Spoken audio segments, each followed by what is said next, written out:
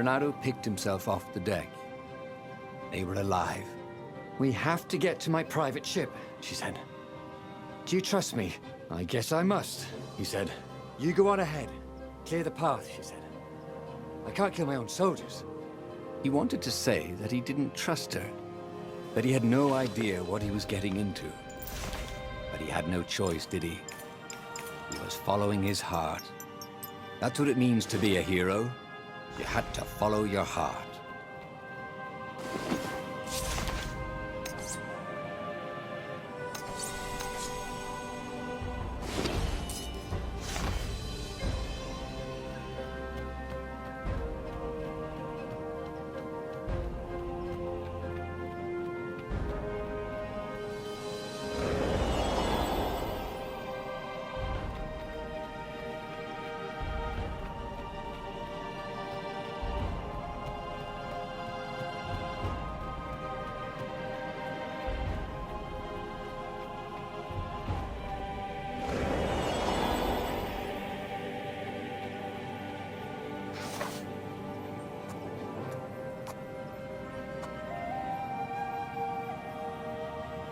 He'd missed his old skills. He welcomed them back like he was at a reunion.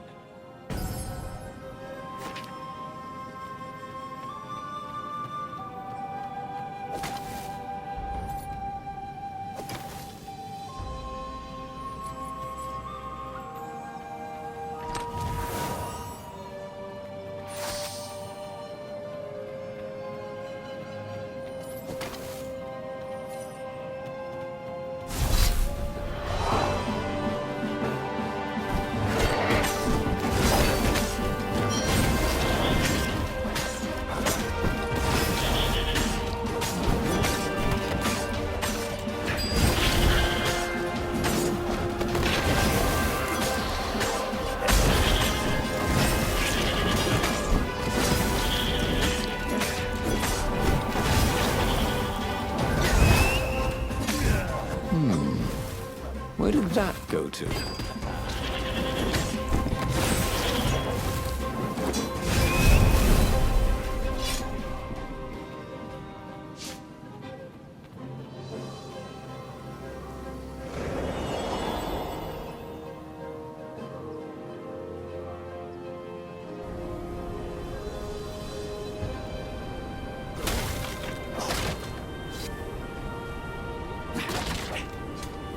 There had to be something useful in these things, didn't there?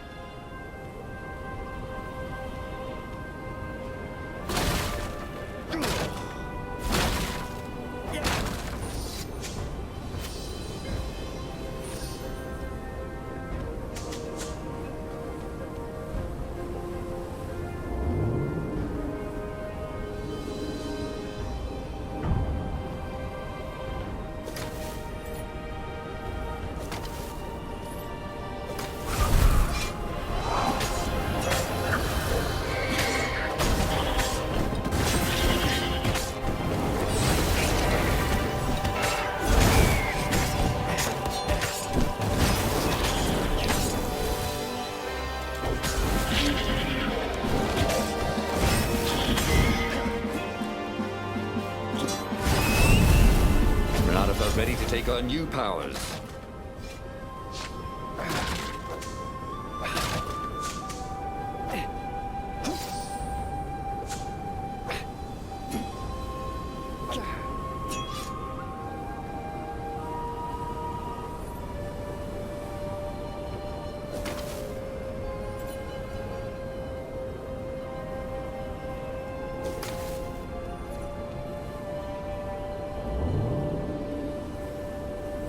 Good thing Renato didn't have vertigo.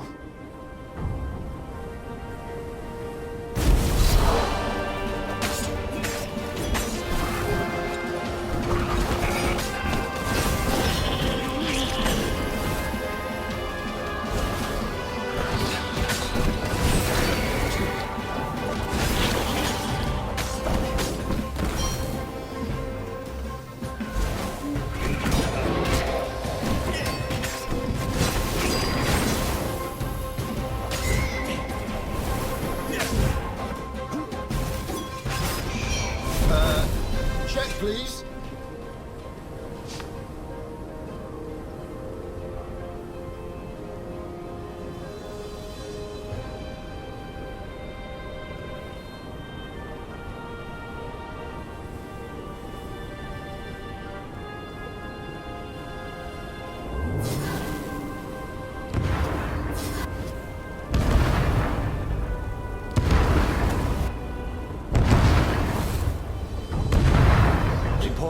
To catch their breath. It was strange to be so close to her. What are you thinking? He asked. I'm trying very hard not to think.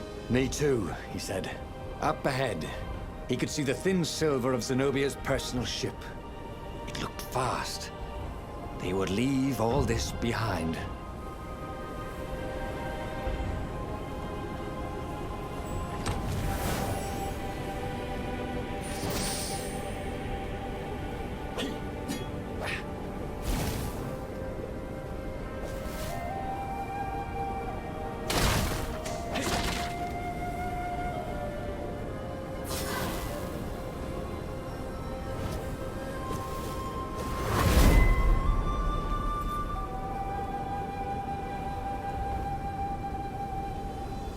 That was always a rush.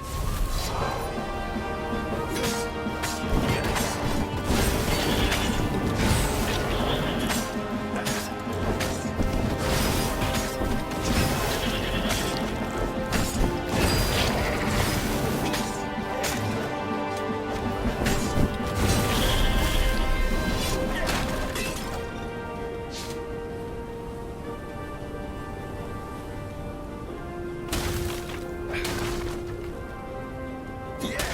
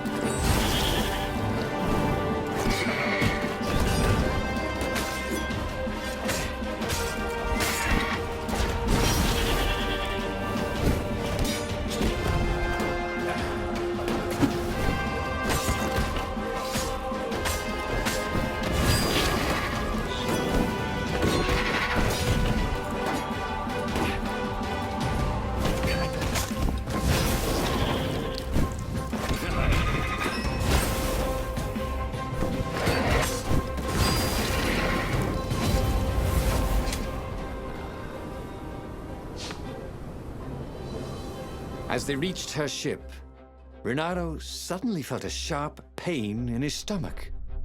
He was surprised to see a crossbow bolt sticking out of it. "I was going to lead the Empire to a secret base," said Lapino. "But no, you had to screw up my plan because you still got a thing for her." Renato stared at Zenobia. The kiss. Was it real? She said, with a look of indescribable sorrow. She gestured and said an arcane word, and Lapino went flying into the abyss, screaming, "I'm telling your father!" Then she knelt down to cradle his head, and her paws felt very soft and warm. Okay, that was weird. He could have sworn he'd just died.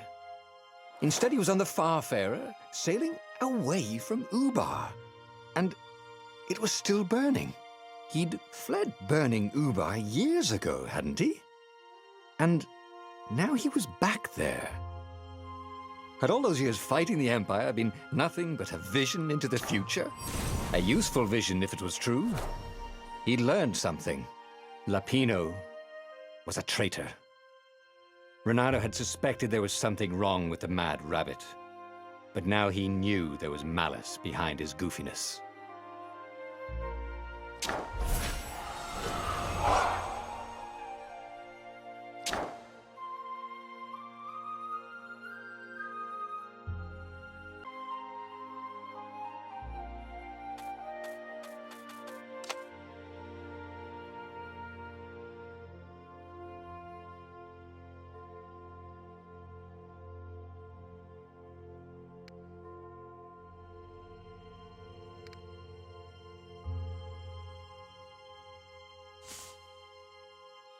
He'd made bad choices. But now, when the real battle came, he wouldn't make those choices. He wouldn't make the same mistake twice. The book's pages began to flip backwards, towards the beginning.